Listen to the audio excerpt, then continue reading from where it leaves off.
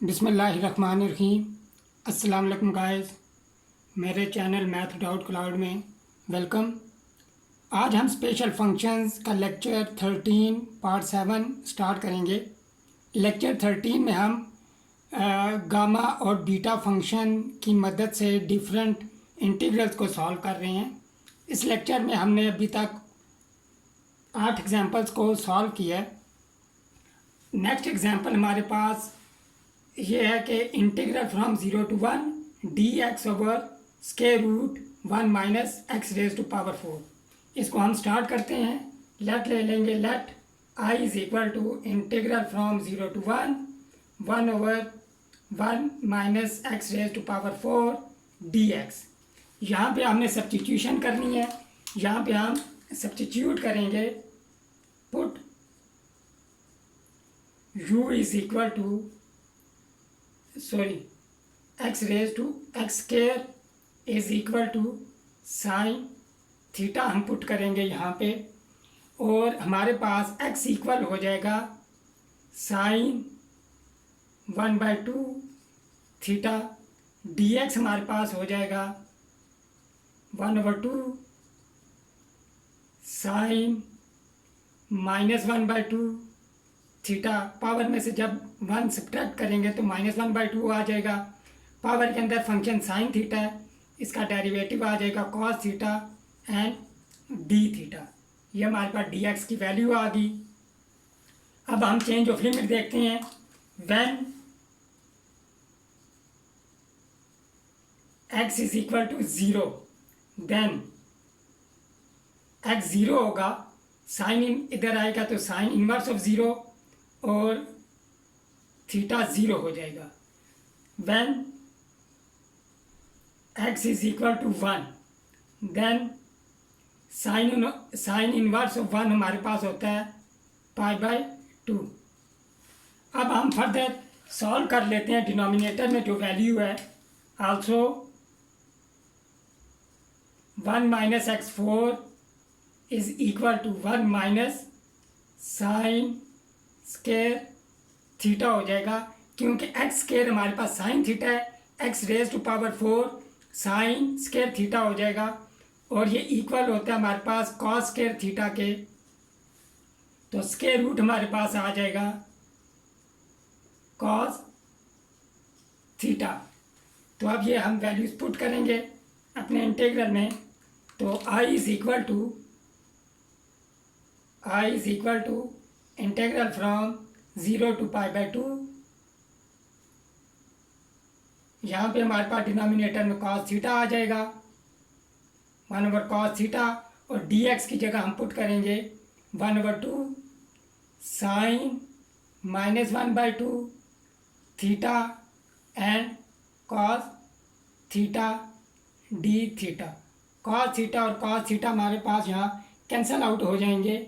अब हमने यहाँ पे I is equal to 1/2 integral from 0 to π/2 sine -1/2 theta. अगर यहाँ पे देखें फॉर्म 4 में अगर हम देखें तो हम देख सकते हैं यहाँ पे साइन और कोसाइन दोनों इन्वॉल्व हैं।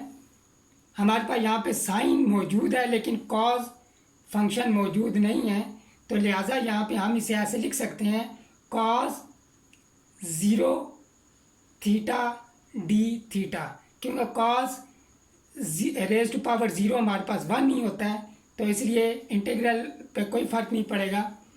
तो अब हमने -1/2 को 2m-1 और 0 को 2n-1 की फॉर्म में लिखना है। तो I is equal to 1/2 integral from 0 to π/2 sine, हम -1/2 को ऐसे लिख सकते हैं। अगर हम वैल्यू मालूम करें 2m-1 is equal to -1/2, 2m हमारे पास हो जाएगा -1/2 + 1 विच इज़ इक्वल टू 1/2, और m की वैल्यू हमारे पास आ जाएगी 1/4।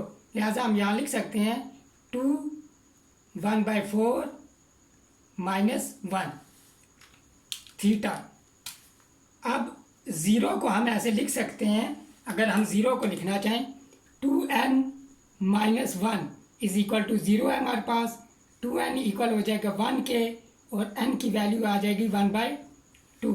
तो लिहाजा यहाँ पे 2 इंटू 1/2 माइनस 1 ऐसे लिख सकते हैं हम इसे थीटा डी थीटा। अब हम फॉर्म 4 को यूज़ करेंगे। एक्चुअली फॉर्म 4 की हम जो हमने रिजल्ट फॉर्म 4 से डिड्यूस किया था उसे यूज़ करेंगे। तो यहाँ पे हमारे पास m की जगह 1/4 है और n की जगह यहाँ पे हमारे पास 1/2 है। तो हमारे पास फॉर्म 4 के मुताबिक यहाँ पे b 1/4 1/2 डिवाइडेड बाय 2 आ जाएगा। i इज इक्वल टू 1/4 आ जाएगा हमारे पास। b 1/4 कामा 1/2 यहाँ पे हम रिलेशन यूज़ करेंगे कि BMN इक्वल होता है हमारे पास gamma n divided by gamma m+1 तो ये रिलेशन हम यूज़ करेंगे।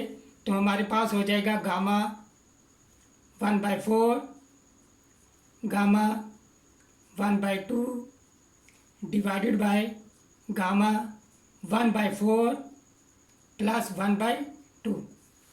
तो हमारे पास आ जाएगा i is equal to 1/4 gamma 1/4 as it is divided by gamma. यहाँ पे हमारे पास आ जाएगा 6/4 हमारे पास आ जाएगा 3/4।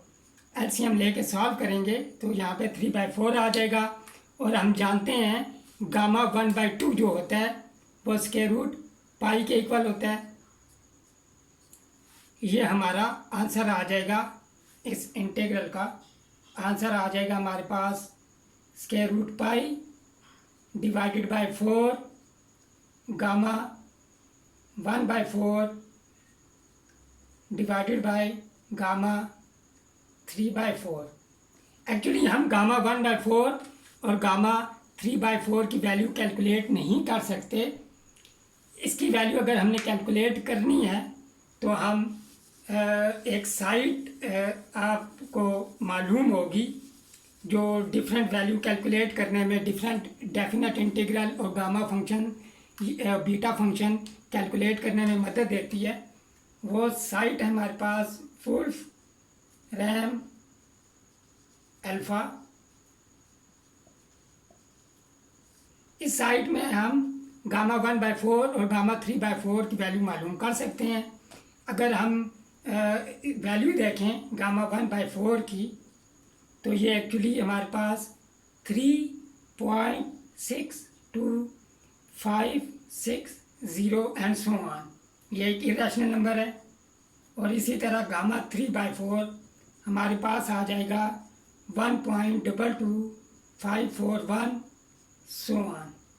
ये दोनों हमारे पास ट्रांसेंडेंटल नंबर कहलाते हैं।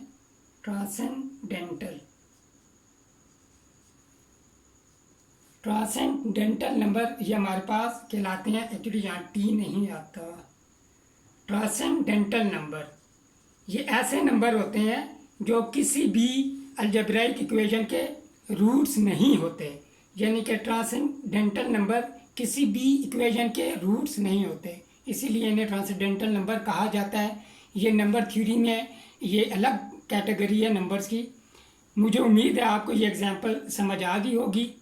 अगर आपको मेरी ये वीडियो पसंद आई है इसे लाइक करें, इसे शेयर करें और मेरे चैनल math.cloud को सब्सक्राइब करें।